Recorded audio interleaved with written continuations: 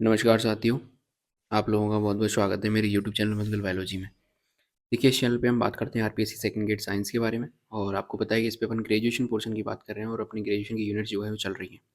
इसके अलावा मैं आपको बता दूँ कि हम जो है सीबीएच की जो बुक होती है, ग्रेजुएशन की जो बुक होती है, उनकी पीडीएफ रेगुलरली जो है यूनिट वाइज़ अपलोड कर रहे हैं और इसमें जो अपनी जूलॉजी वाला जो पोर्शन है, ठीक है? वो ऑलमोस्ट अपन ने कंप्लीट कर दिया है, बस एक जो यूनिट है वो बच रही है इकोनॉमिक जूलॉजी वाली, ठीक है? उसको भी अपन अपलोड अपलोड कर देंगे, उसके बाद अपन बॉटनी की तरफ बढ़ने वाले हैं, ठीक है? बॉटनी की जितनी भी यूनिट होती हैं, उसमें सबसे पहले हम बात करेंगे टैक्सोनॉमी की बहुत डिमांड आ रही है, तो उसको अपन कंप्लीट कर देंगे, ठीक है? तो नेक्स्ट आपको मिल जाएगी पीडीएफ दोनों की एक साथ, ठीक है?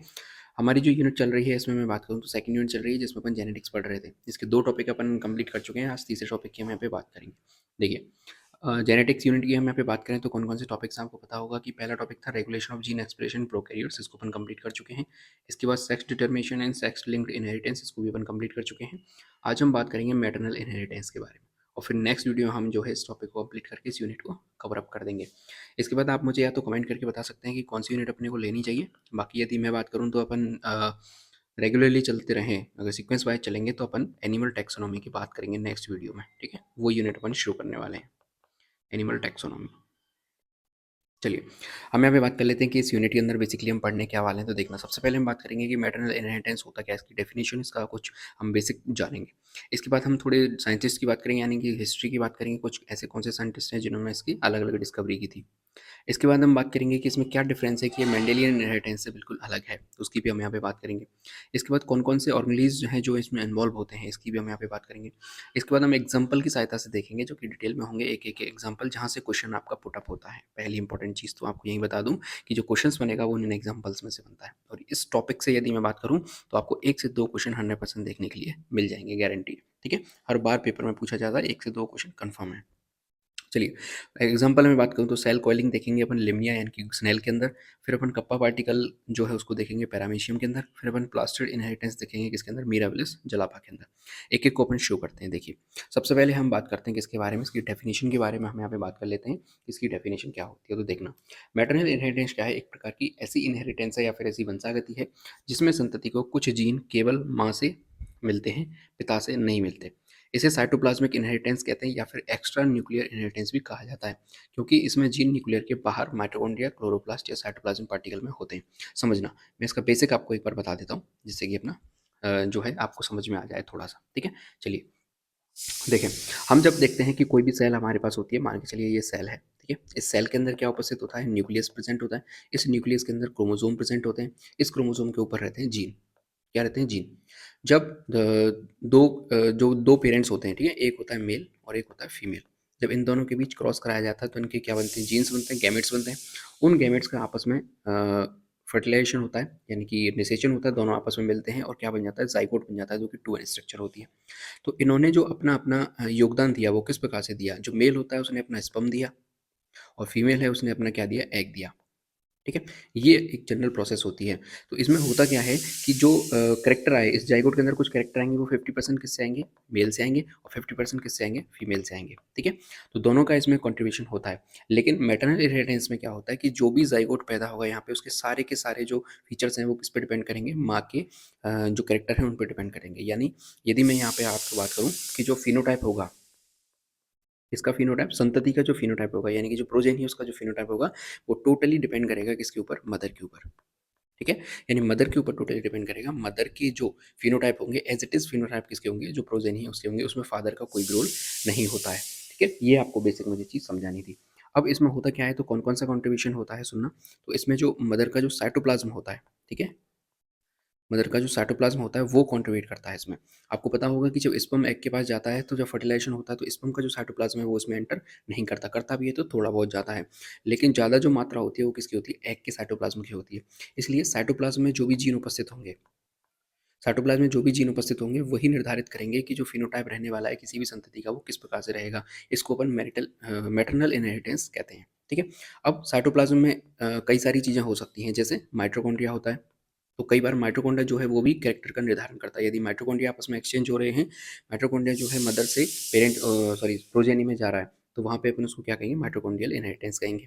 इसी प्रकार से यदि मैं बात करूँ कंप्लीट जो साइटोप्लाज्म है वो यदि ट्रांसफ़र हो रहा है तो उसे अपन इसे साइटोप्लाज़्मिक इनहेरिटेंस कहेंगे, यानी कि कंप्लीट साइटोप्लाज़्म जो है वो मदर से किसमें जा रहा है, संतति में जा रहा है। तीसरा बात करूँ आपसे तो क्लोरोप्लास्ट होता है, ठीक है? क्या होता है? क्लोरोप्लास्ट होता है। तो इन तीनों का जब है मादा से सॉरी मदर से जब आप संतति के अंदर जाएँगे, तो उसे अपन क्या कहेंगे? एक्स्ट्रा न्यूक्लियर इनहेरिटेंस भी कहते हैं। क्यों कहते हैं? क्योंकि आपको पता होगा यदि सामान्य रूप से जब इनहेरिटेंस होती है, तो उसमें न्यूक्लियस का ज़्यादा रोल होता है क्योंकि उसी में क्रोमोसोम प्रेज़ेंट होते हैं। लेकिन जब हम बात कर रहे हैं किसी एक्स्ट्रा न्यूक्लियर का मतलब क्या है कि न्यूक्लियस के बाहर जो भी चीज़ें हैं, तो हमें पता है माइटोकॉन्ड्रिया भी न्यूक्लियस से बाहर प्रेज़ेंट होता है, साइटोप्लाज़्म तो होता ही है और क्लोरोप्लास्ट जो है वो भी न्यूक्लियस से बाहर प्रेज़ेंट होता है। तो जब ये तीनों इनहेरिटेंस करते हैं किसी भी चीज़ का या किसी भी कैरेक्टर का, तो उसे अपन क्या कहते हैं? एक्स्ट्रा न्यूक्लियर इनहेरिटेंस कहते हैं। ठीक है, इसके बारे में मैंने आपको बता दिया। देखना न्यूक्लियस के बाहर क्या क्या प्रेजेंट होता है? माइटोकॉन्ड्रिया होता है, क्लोरोप्लास्ट होता है या फिर साइटोप्लाज्मिक में कुछ पार्टिकल्स होते हैं जो कि क्या करते हैं? इनहेरिटेंस करते हैं। यहाँ पे आपकी ये सारी चीज़ें मैंने इंग्लिश में भी लिख रखी है। ठीक है, चलिए अब हम बात करते हैं किसके बारे में कि हिस्ट्री और कुछ रिलेटेड साइंटिस्ट की यहाँ पे बात कर लेते हैं। तो देखना, जो मैटरनल इनहेरिटेंस होती है या फिर जिसे अपन साइटोप्लाज्मिक इनहेरिटेंस कहते हैं, उसको सबसे पहले कोरेंस नाम के साइंटिस्ट ने खोजा था। ये इंपॉर्टेंट है, यहाँ से क्वेश्चन बन सकता है। पहली चीज़, जब वो स्टडी कर रहे थे किसको? वेरिएगेटेड प्लांट्स को स्टडी कर रहे थे। खैर, फिर आ गए अगले साइंटिस्ट है बाउर नाम के, जिन्होंने डिस्कवर किया इसको क्लोरोप्लास्ट इनहेरिटेंस को, यानी कि क्लोरोप्लास्ट किस प्रकार से इनहेरिटेंस होता है। और इन्होंने क्या किया? वेरिएशन इन पेलेगोनियम में ये चीज़ देखी थी। इसके बाद इफ्यूरेसी और बीडल नाम के साइंटिस्ट आए जो कि साइटोप्लाज्मिक इफेक्ट देखा किसके अंदर? ड्रोसोफिला के अंदर। तो यहाँ से भी क्वेश्चन बन सकता है, इसको आप अपने नोट्स में ऐड कर लेना। इसके बाद जो इंपॉर्टेंट चीज़ आती है वो ये है, सोनबर्न नाम के साइंटिस्ट थे जिन्होंने डिस्कवर किया साइटोप्लाज्मिक पार्टिकल्स, जिन्हें अपन कप्पा पार्टिकल्स भी कहते हैं, किसके अंदर? पैरामीशियम के अंदर। तो यहाँ से क्वेश्चन बनेगा, इंपॉर्टेंट है, बिल्कुल आप ध्यान रख लेना इसको। नेट जो भी आपके नोट्स में ऐड कर लेना कि पैरामीशियम के अंदर साइटोप्लाज्मिक पार्टिकल्स की खोज किसने की? तो सोनबर्न नाम के साइंटिस्ट ने की और उनको नाम क्या दिया? उनको कप्पा पार्टिकल्स नाम दिया। ठीक है, ये सारी डिस्कवरी ऐसी थी जिन्होंने जो हेरिडेटरी फैक्टर्स होते हैं जो न्यूक्लियस के बाहर प्रेजेंट होते हैं उसको क्या किया? इस्टेब्लिश कर दिया इस चीज़ को कि भाई न्यूक्लियस के बाहर भी कुछ चीज़ें ऐसी प्रेजेंट होती हैं जो कि हेरिडिटी में या फिर इनहेरिटेंस में रोल प्ले कर सकती हैं। ठीक है, चलिए इसके बाद हम बात करते हैं कि जो मेंडेलियन इनहेरिटेंस है वो किस प्रकार से डिफरेंस है किससे? मैटरनल इनहेरिटेंस से। इस दोनों में डिफरेंस क्या है? ठीक है, इसकी हम यहाँ पे बात कर लेते हैं। इससे पहले एक चीज़ और आपको पता होनी चाहिए कि जो मैटरनल इनहेरिटेंस है वो बेसिकली हो क्यों रहा है। सुनना, पहले मैंने आपको बता दिया लेकिन फिर भी आपको बता देता हूँ। ठीक है, देखिए एग क्या होता है? एक बहुत बड़ी संरचना होती है। वापस अपन उधर चलते हैं। आपको पता होगा कि एग जो है वो साइज़ में बड़ा होता है किसके कंपेयर में? यदि मैं स्पर्म की कंपेयर करूँ तो आपस में, तो एग जो है बड़ा होता है, तो बड़ा होता है तो ऑब्वियस सी बात है कि इसके अंदर जो साइटोप्लाज्म है वो ज़्यादा मात्रा में उपस्थित रहेगा। ठीक है, इसके अलावा मैं बात करूँ कि जो साइटोप्लाज्म है इसमें माइटोकॉन्ड्रिया भी उपस्थित होता है, क्लोरोप्लास्ट भी उपस्थित होता है, आरएनए भी होता है, कुछ प्रोटीन्स भी होते हैं। ये सारी चीज़ें जो साइटोप्लाज्म है किसका? एग का, उसके अंदर उपस्थित होती हैं। स्पर्म का जो साइटोप्लाज्म है उसका इतना ज़्यादा रोल नहीं होता। ठीक है, और उसमें ज़्यादा साइटोप्लाज्म उपस्थित होता भी नहीं है, जो कि जब ये आपस में कॉन्ट्रीब्यूट करेंगे यानी फर्टिलाइजेशन होगा तो साइटोप्लाज्म स्पर्म का जाता ही नहीं है। तो ज़्यादातर जो साइटोप्लाज्म उपस्थित होता है वो किसके पास होता है? एग के पास होता है। इसलिए जो इनहेरिटेंस की हम बात करते हैं साइटोप्लाज्म की, इसमें रोल किसका होता है? इसमें मदर का रोल ज़्यादा होता है। ठीक है, चलिए हम दोनों में डिफरेंस बात कर लेते हैं। तो सबसे पहले अपन मैटरनल इनहेरिटेंस देखेंगे और इधर अपन मेंडेलियन इनहेरिटेंस देखेंगे। तो मैटरनल इनहेरिटेंस होता है, इसका मतलब आपको पता है कि ये इसमें जीन जो है केवल माँ से मिलते हैं। कारण मैंने आपको बता दिया, क्योंकि साइटोप्लाज्मिक इनहेरिटेंस हो रही है और साइटोप्लाज्म सबसे ज़्यादा किसके पास है? मदर के पास है। कहाँ से आ रहा है? एग से आ रहा है। तो जितने भी कैरेक्टर होंगे, वो जीन जो भी प्रेज़ेंट होंगे, वो कहाँ होंगे? जो एग में प्रेज़ेंट होंगे, वही सारे जीन जो है संतति में जाएँगे। इसके बाद मेंडेलियन इनहेरिटेंस में हमने बात की थी कि जीन जो है वो माता-पिता दोनों से मिलते हैं। 50% माता से आते हैं और 50% फादर से आते हैं। ये हमने देख लिया था। इसके बाद इनके जो जीन होते हैं वो कहाँ होते हैं? साइटोप्लाज्म में उपस्थित होते हैं, मैंने आपको बता दिया। और इसके जो जीन होते हैं वो कहाँ होते हैं? न्यूक्लियस के क्रोमोसोम्स में उपस्थित होते हैं। यहाँ पे मेंडल के नियम लागू नहीं होते, ध्यान रखना। आगे हम रेशियो की बात करेंगे तो यहाँ पे जो भी मेंडल के नियम है वो कोई भी नियम लागू नहीं होता, ये बिल्कुल अलग ही कॉन्सेप्ट चलता है। और यहाँ पे मेंडल के नियम लागू होते हैं। यहाँ पे जो रेशियो प्राप्त होता है वो नॉन मेंडेलियन होता है और यहाँ पे जो रेशियो प्राप्त होता है वो मेंडेलियन होता है। यदि मैं बात करूँ यहाँ पे इस जो मेटल इनहेरिटेंस है इसके लिए कौन रिस्पॉन्सिबल होता है, तो एग का जो साइटोप्लाज्म है वो रिस्पॉन्सिबल होता है और यहाँ पे रिस्पॉन्सिबल कौन होता है? एलील्स रिस्पॉन्सिबल होते हैं। ठीक है, ये दोनों में क्या हो गया? डिफरेंस हो गया। अब हम बात करते हैं कि कौन-कौन से ऑर्गेनेलिज़ हैं जो इन्वॉल्व होते हैं किसमें? इस मैटरनल इनहेरिटेंस में। तो देखना, सबसे पहले होता है माइटोकॉन्ड्रिया। मैंने आपको बता दिया पहले नंबर पे कौन आता है? माइटोकॉन्ड्रिया। इसके पास खुद का डीएनए होता है जिसे अपन माइटोकॉन्ड्रियल डीएनए कहते हैं, जो कि ऑलवेज़ इनहेरिटेड होता है किसमें? मदर से इनहेरिटेड होता है, ध्यान रखना। ठीक है? अगला जो ऑर्गेनेलिज़ आता है वो है क्लोरोप्लास्ट, जो कि जिसके पास डीएनए होता है कौन-सा? क्लोरोप्लास्टल डीएनए, जिसे अपन सीपीडीएनए भी कहते हैं। ये यूजुअली जो है इनहेरिटेड होता है मैटरनली इन मदर से किसमें? प्लांट्स के अंदर। ये हमें बेसिकली चीज़ देखने के लिए मिलती है। इसके बाद तीसरे नंबर पर आता है साइटोप्लाज्मिक पार्टिकल्स। ये क्या होते हैं? जैसे कुछ कप्पा पार्टिकल्स होते हैं जिन्हें अपन प्लाज्मेजीन्स भी कह देते हैं, जो कि प्रोटोजोआ के अंदर हमें देखने को मिल जाती हैं, ठीक है। कप्पा पार्टिकल्स भी अपन कहते हैं जो कि पैरामीशियम के अंदर अपन देखने को मिलती है, फिर प्लाज्माजीन्स जो कि एक प्रकार का जो प्रोटोजोआ के अंदर हमें देखने को मिल जाते हैं। अब यहाँ से क्वेश्चन किस प्रकार से बनेगा, सुनो। एक पेज से इस प्रकार का क्वेश्चन बन सकता है कि निम्न में से कौन सा ऑर्गेनेलिज मेटल इनहेरिटेंस में इन्वॉल्व होते हैं। तो 3 ऑप्शन आपको वहाँ पे देखने के लिए मिल जाएंगे। एक और वो कोई भी डाल देगा, जैसे उसने अंडरपदवी जाली का डाल दिया, या फिर कोई भी उसने गोल्जी बॉडी डाल दिया, और फिर आपसे ऑप्शन बना देगा, जैसे ऑप्शन ए हो गया फर्स्ट, सेकंड, थर्ड, ठीक है। ऑप्शन बी बना देगा वो फर्स्ट, फोर्थ, थर्ड। इस प्रकार के क्वेश्चन आपको देखने के लिए मिलते हैं आजकल आरपीएससी के अंदर, आपको पता होगा। फिर बना देगा फर्स्ट, थर्ड, सेकंड, ये जो भी उसे फोर्थ, जो भी उसे बनाना होगा, ठीक है। इस प्रकार के ऑप्शन वो वहाँ पे बना देगा 4। तो आपको पता होना चाहिए माइटोकॉन्ड्रिया होता है, क्लोरोप्लास्ट होता है और साइटोप्लाज्मिक पार्टिकल्स होते हैं। ये आपको अच्छे से ध्यान रख लेना है, ठीक है। चलिए, इसके बाद हम एक एक एग्जांपल की बात कर लेते हैं कि जो मेटल इनहेरिटेंस को अपन समझ किस प्रकार से सकते हैं। तो सबसे बढ़िया एग्जांपल हमारे सामने आता है सेल कॉइलिंग का, जो कि लिम्निया या फिर स्नेल के अंदर हमें देखने को मिलता है। देखना, जो लिम्निया पेरेग्रा एक स्नेल है, स्नेल की स्पीसीज है, ठीक है। इसमें होता क्या है, जो घोंगा है इसमें खोल की दिशा जो है वो मेटल इफेक्ट का सबसे प्रसिद्ध उदाहरण है, यानी कि मात्र प्रभाव बंसागति का सबसे प्रसिद्ध उदाहरण है। आपने स्नेल को देखा होगा, कुछ इस प्रकार से वो हमें दिखाई देता है। तो आप देखेंगे कि इसमें ये वाला जो स्नेल है, इसका जो रोटेशन है वो लेफ्ट साइड में हो रहा है, ठीक है। इसका रोटेशन कहाँ हो रहा है? लेफ्ट साइड में हो रहा है, यानी कि इसकी जो रोटेशन है वो लेफ्ट साइड से होते हुए इस प्रकार से बाहर निकल रही है। वहीं यदि आप इसका डायरेक्शन देखेंगे तो ये राइट साइड में डायरेक्ट होता है। तो सिनिस्ट्रल जो होता है वो लेफ्ट साइड होता है, लेफ्ट साइड में रोटेशन होता है, और डेक्स्ट्रल जो होता है वो राइट साइड में रोटेट होता है। ये आपको ध्यान होना चाहिए, यहीं से क्वेश्चन बन जाता है कई बार तो, ठीक है। देखना, खोल 2 प्रकार से मुड़ सकता है, डेक्स्ट्रल होगा तो वो दाईं ओर मुड़ेगा, और सिनिस्ट्रल होगा तो वो बाईं ओर मुड़ेगा, ठीक है। इस दिशा का निर्णय, यानी कि ये किस दिशा में घूमेगा, ये डेक्स्ट्रल होगा या सिनिस्ट्रल होगा, इसका निर्धारण कौन करेगा? संतान के जीनोटाइप से नहीं होता, बल्कि माँ के जीनोटाइप से होता है, ध्यान रखना। क्योंकि जो हम इनहेरिटेंस पढ़ रहे हैं वो कौन सा पढ़ रहे हैं? मेटल इनहेरिटेंस पढ़ रहे हैं, क्योंकि जो भी जीनोटाइप आएगा वो कहाँ से आएगा? मदर से आएगा, ठीक है। और उसके अंडे के साइटोप्लाज्म में मौजूद पदार्थों से होता है। ये चीज़ मैंने आपको बता दी। जब माँ एग बनाती है उस समय कुछ विशेष प्रकार के प्रोटीन्स और एमआरएनए अंडे में जमा कर देती है, जिन्हें मैटरनल जीन प्रोडक्ट्स कहा जाता है, ठीक है। कि ये सारी चीज़ें क्यों हो रही हैं? क्योंकि जब भी मदर के अंदर एग बन रहा होगा तो उसमें कुछ ऐसी स्पेशल प्रोटीन्स डाल देगी या एमआरएनए डाल देगी, जो कि जिन्हें अपन क्या कहेंगे? मैटरनल जीन प्रोटीन्स कह देंगे। ये पदार्थ क्या करते हैं? जब एम्ब्रियो की पहली क्लीवेज होती है, पहली क्लीवेज होती है, उस समय स्पिंडल ओरिएंटेशन तय करते हैं, और यही ओरिएंटेशन सेल की कॉइलिंग की दिशा का भी निर्धारण करता है, ठीक है। समझेंगे अपन इसको डिटेल में। तो जेनेटिक जो नियम है वो क्या कहता है, सुनना। डेक्स्ट्रल जो एलील होगा, यानी कि जो कैपिटल डी होगा वो डोमिनेंट होगा, और सिनिस्ट्रल एलील होगा, यानी कि जो स्मॉल डी होगा वो क्या होगा? रेसेसिव होगा। ये तो जेनेटिक नियम कहता है। लेकिन जो फिनोटाइप होगा, जो भी रोटेशन होगा, वो किस पे निर्धारित करेगा? माँ के जीनोटाइप पे। यानी कि यदि माँ का जो जीनोटाइप है वो इस प्रकार का हुआ, कैपिटल डी, तो कायदे से यदि हम जेनेटिक नियम की बात करेंगे तो ये कैसा होना चाहिए? डेक्स्ट्रल होना चाहिए, ठीक है। लेकिन वहीं दूसरी तरफ यदि मैं बात करूँ, माँ का जो जीनोटाइप है वो क्या हुआ? स्मॉल डी, ठीक है। यदि मैं यहाँ पे जेनेटिक का रूल अप्लाई करता हूँ, ठीक है, मेंडल का जो रूल है वो अप्लाई करता हूँ, नियम अप्लाई करता हूँ, तो ये कायदे से क्या कैसा होना चाहिए? सिनिस्ट्रल होना चाहिए, ठीक है।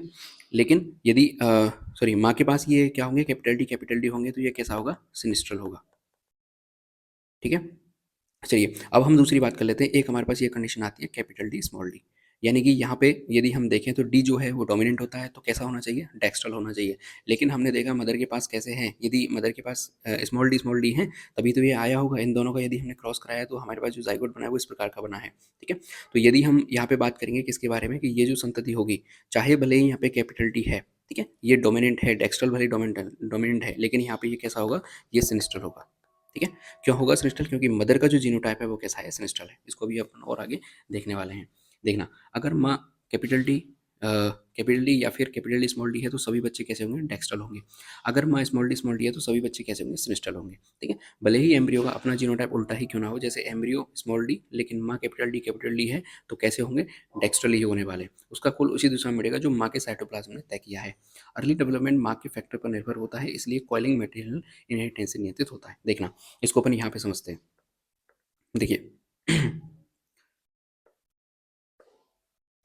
देखो, यहाँ पे सिनिस्ट्रल है क्योंकि ये कैपिटल डी है।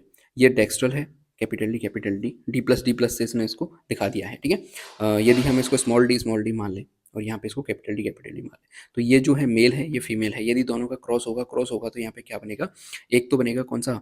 कैपिटल डी और कैपिटल डी स्मॉल डी, ठीक है, और दोनों ही कैसे होंगे, डेक्स्ट्रल होंगे। F2 जनरेशन में जब हम देखने जाएंगे तो हमें पता चलेगा कि 3 तो जो होंगे वो डेक्स्ट्रल होंगे और एक कैसा होगा, सिंस्ट्रल होगा यहाँ पे। ठीक है, इसको हम और आगे डिटेल में समझते हैं, देखना इसमें अपन बात करते हैं। जैसे यहाँ पे हमने बात की किसे, कैपिटल डी है जो कैसा होगा, डेक्स्ट्रल होगा। यहाँ पे स्मॉल डी है जो सिनिस्ट्रल होगा। यदि दोनों का अपन क्रॉस फर्टिलाइजेशन कराते हैं, तो हमें क्या मिलता है, एक यहाँ पे जाइगोट मिलता है। जो कैपिटल डी आया है वो किससे आया है, एग से आया है। जो स्मॉल डी आया है वो कहाँ से आया है, स्पर्म से आया है। ये देखो, ये स्मॉल डी कहाँ से आ रहा है, स्पर्म से आ रहा है। और ये जो कैपिटल डी है ये कहाँ से आया है, एग से आया है। इसी तरीके से यहाँ पे हम बात करें तो जो कैपिटल डी है वो कहाँ से आया है, स्पर्म से आया है। और जो स्मॉल डी है वो कहाँ से आया है, एग से आया है। एक बार के लिए अपन इस कंडीशन की बात कर लेते हैं यहाँ पे।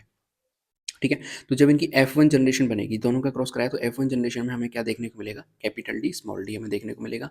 और चूंकि यहाँ पे एग का जो है वो कैसा है, कैपिटल डी है, इसलिए जो प्रोजेनी बनेगी यानी संतति बनेगी वो कैसी होगी, डेक्स्ट्रल होगी। तो यहाँ पे हमें दिखा भी रखा है कि कैसी होगी, डेक्स्ट्रल होगी। ठीक है, इसके बाद देखना, यदि हम इसका सेल्फ फर्टिलाइजेशन कराएं, कैपिटल डी स्मॉल डी का सेल्फ फर्टिलाइजेशन कराएंगे तो हमारे पास क्या प्राप्त होगा, F2 जनरेशन प्राप्त होगी। और हमें यहाँ पे पता चल गया कि जो माँ के अंदर जो प्रेजेंट है वो कौन सा है, कैपिटल डी है।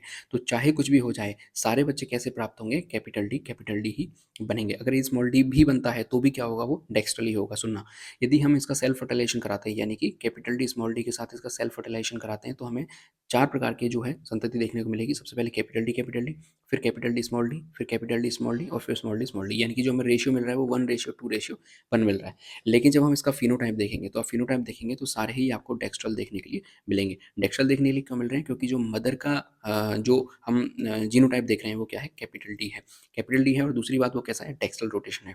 फिर हम क्या करेंगे, इसका वापस से सेल्फ फर्टिलाइजेशन करेंगे। ठीक है, इन सबका आपस में वापस सेल्फ फर्टिलाइजेशन करेंगे, यानी कैपिटल डी का कैपिटल डी के साथ, स्मॉल डी का कैपिटल डी स्मॉल डी का कैपिटल डी स्मॉल डी के साथ, इसका इसके साथ, और वापस इसका इसके साथ।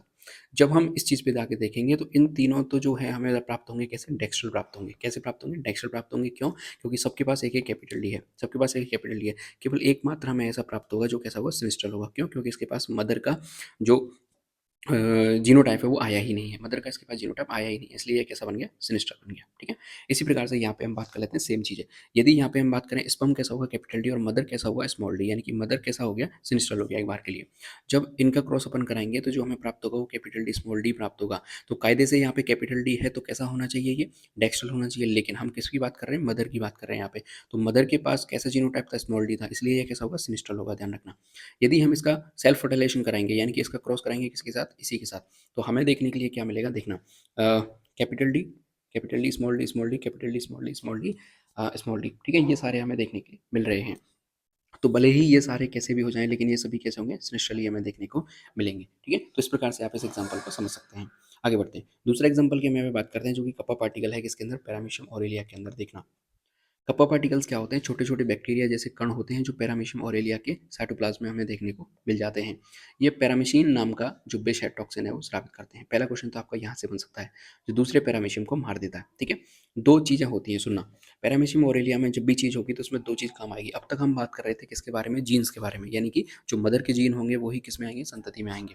लेकिन अब यहाँ पे दो चीज़ और इंपॉर्टेंट हो जाती हैं। कैसे, सुनना, इसमें क्या होगा कि एक तो कप्पा पार्टिकल्स यानी कि के जीन्स हमें उपस्थित होना चाहिए, के पॉजिटिव मैं यहाँ पे लिख रहा हूँ। ठीक है, या फिर मैं कैपिटल टी भी लिख सकता हूँ। तो ये तो हो गया इसके कौन से जीन, साथ ही साथ इसके लिए कौन जिम्मेदार होना चाहिए, साइटोप्लाज्म में कप्पा पार्टिकल्स भी प्रेजेंट होने चाहिए। ये दोनों का कॉम्बिनेशन जब बनेगा, ये दोनों का कॉम्बिनेशन जिस पैरामीशियम के अंदर बन जाएगा, उस पैरामीशियम को अपन कहेंगे किलर स्टेन। कौन सा स्टेन कहेंगे, किलर स्टेन कहेंगे। और यदि इन दोनों में से कोई भी एक चीज उपस्थित होगी और दूसरी चीज एब्सेंट हुई तो उसे अपन कहेंगे सेंसिटिव। ठीक है, कौन सा स्टेन कहेंगे, सेंसिटिव स्टेन कहेंगे। ये चीज़ आपकी समझ में जानी चाहिए। पहली चीज़ तो, अगर दोनों एब्सेंट हैं तो भी वो सेंसिटिव है, कोई एक चीज़ एब्सेंट है तो भी वो सेंसिटिव है। और यदि दोनों चीज़ प्रेजेंट है, यानी कि कैपिटल के वाला जीन भी प्रेजेंट है और साइटोप्लाज्म में कप्पा पार्टिकल्स प्रेजेंट है, तो उस स्टेन को अपन क्या कहेंगे, किलर स्टेन कहेंगे। ठीक है, ठीक है, देखिए, कप्पा पार्टिकल्स कुछ भी नहीं होते, छोटे छोटे बैक्टीरिया के कण होते हैं जो पैरामीशियम ओरेलिया के साइटोप्लाज्म में उपस्थित होते हैं। पहली चीज़ तो ये है कि कप्पा पार्टिकल्स कहाँ पाए जाते हैं, तो पैरामीशियम के साइटोप्लाज्म में पाए जाते हैं, जो कि पैरामीसिन नाम का टॉक्सिन बनाते हैं जो दूसरे पैरामीशियम को मार देता है। अब आप पूछेंगे कि भाई वो मार क्यों रहा है, तो देखना, इन दोनों में कंपटीशन होता है। यदि 50% किलर हुए, 50% सेंसिटिव हुए, ठीक है, 50% किलर हुए और 50% कैसे हुए, सेंसिटिव हुए। और मान के चलिए क्या हुआ कि एक ही जगह पे ये दोनों रहने वाले हैं, तो जब ये 50% जो किलर वाले हैं सेंसिटिव को मार देंगे, तो जितने भी वहाँ पे रिसोर्स होंगे उनका उपयोग कौन कर लेंगे, ये जो 50 पैरामीशियम है ये इसका उपयोग कर लेंगे। पहले 100 लोग थे उपयोग करने वाले, लेकिन किलर ने क्या किया, सेंसिटिव को मार दिया, तो अब कितने लोग हो गए, 50 ही लोग हुए इस चीज़ को खाने वाले। तो ये दोनों में क्या होता है, कंपटीशन होता रहता है, तो एक दूसरे के लिए ये फायदा भी करते हैं। इसलिए दो प्रकार के स्टेन होते हैं, देखना किस प्रकार के स्टेन बनते हैं। पहला होता है क्लियर स्टेन, जिसमें कप्पा पार्टिकल्स मौजूद होते हैं और पैरामीशिन बनाते हैं। दूसरा होता है सेंसिटिव स्टेन, जो कि कप्पा पार्टिकल्स नहीं होते और टॉक्सिन से मर जाते हैं। ठीक है, न्यूक्लियर न्यूक्लियर और साइटोप्लाज्मिक दोनों का यहाँ पे योगदान होता है। अभी मैं बता रहा था वो वाली चीज़, ठीक है, देखना। न्यूक्लियर जीन के कैपिटल के, जिसे अपन डोमिनेंट कहते हैं, कप्पा पार्टिकल्स को जीवित रहने में मदद करते हैं। यानी कि कप्पा पार्टिकल्स जीवित रहेंगे उसके लिए कौन जरूरी है, कैपिटल डे, यानी कि जो कैपिटल के जीन होता है वो उपस्थित होना चाहिए किसके अंदर, न्यूक्लियस के अंदर। यदि कप्पा पार्टिकल्स उसके पास उपस्थित हुए लेकिन के जीन उसके पास नहीं हुआ, तो कप्पा पार्टिकल्स जो है वो जीवित नहीं रह पाएंगे और वो किस में कन्वर्ट हो जाएगा, वो सेंसिटिव बन जाएगा। ठीक है, लेकिन केवल जीन के होने से कोई सेल किलर नहीं बनेगा। मैंने आपको बताया था दोनों चीज़ होनी चाहिए। यदि उसके पास के जीन है भले ही कोई दिक्कत नहीं है, लेकिन यदि कप्पा पार्टिकल्स नहीं हुए तो भी वो किलर नहीं होगा, तो भी वो क्या बन जाएगा, सेंसिटिव बन जाएगा। किलर बनने के लिए साइटोप्लाज्म में कप्पा पार्टिकल्स का होना जरूरी है और साथ के साथ के जीन का होना भी जरूरी है। ठीक है, इसको हम यहाँ पे समझते हैं, देखना। जिसके पास दोनों चीज़ उपस्थित है, यानी कि कैपिटल के दोनों, यानी कि के जीन है, इसके पास क्या है, डोमिनेंट कंडीशन में है। इसके अलावा मैं बात करूँ यहाँ पे कप्पा पार्टिकल्स भी प्रेजेंट है, तो ये वाला जो स्टेन हुआ ये कौन सा हुआ, किलर हुआ। यहाँ पे हम देख पा रहे हैं इसके पास स्मॉल के हैं, यानी कि ना तो इसके पास के जीन है और ना ही हमें यहाँ पे कहीं भी कप्पा पार्टिकल्स देखने को मिल रहे हैं। इसलिए ये कौन सा स्टेन हो गया, ये सेंसिटिव स्टेन हो गया, पहली चीज़। अब जैसे ही इनमें क्या होगा, अपन कॉन्जुगेशन कर पाएंगे। कॉन्जुगेशन करने के बाद ये दोनों क्या हो जाएंगे, अलग अलग हो जाएंगे। अलग अलग होने के बाद हमने क्या देखा कि दोनों में जो के जीन तो उपस्थित हो गया, यानी कि कैपिटल के स्मॉल के और कैपिटल के स्मॉल के, यानी कि यहाँ पे जो के जीन की हम यहाँ पे बात कर रहे थे, के जीन तो प्रेजेंट हो गया और के जीन भी कैसा आ गया, डोमिनेंट के जीन यहाँ पे उपस्थित हो गया दोनों के पास। लेकिन जब ये ऑटोजेनी करते हैं, यानी कि जब एक दूसरे में टूटते हैं, टूटने के बाद क्या होता है, सुनना।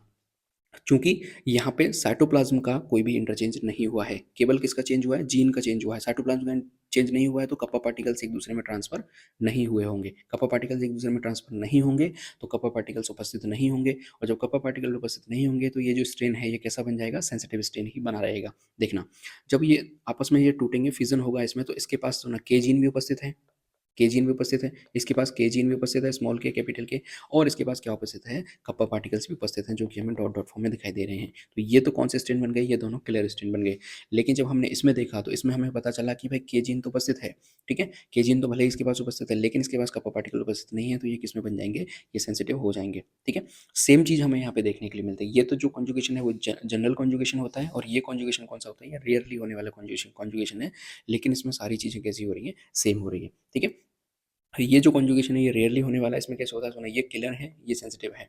यहाँ पे के जीनोटाइप है, यहाँ पे स्मॉल के जीनोटाइप है। अब इसमें होगा क्या, दोनों आपस में क्या कर जाएंगे, एक बार के लिए कॉन्जुगेशन करने के बाद क्या होगा, ये जीन तो दोनों में सेम बने, ठीक है, लेकिन कप्पा पार्टिकल्स यहाँ पे नहीं बने। अब यहाँ पे होगा क्या कि जब ये फिजन होगा, फिजन होने के बाद ये तो क्लियर बन जाएंगे, जो कि अपन ने पहले देखा था। लेकिन कई बार क्या होता है, ये भी क्लियर बन जाते हैं, लेकिन ये जो कॉन्जुगेशन है ये कैसा होता है, रेयर कॉन्जुगेशन होता है।